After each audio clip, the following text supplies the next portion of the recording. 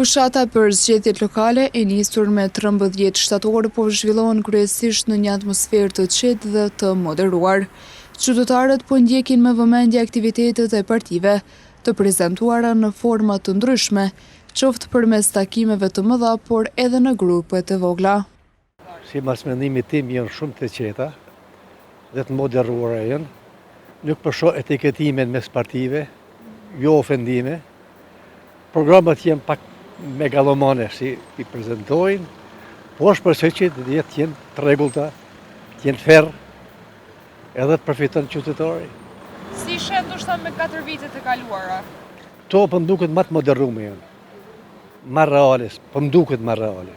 Shumë të qeta, shumë të mira. Njën të mirësearta, përshqiet edhe në pjesën veriore atje, është qetësi edhe atje është.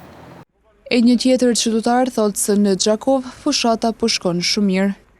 Sa i përket qytetit Gjakovës, mu më duken se janë rregull. Për qerat, si kom përcjellë qash shumë.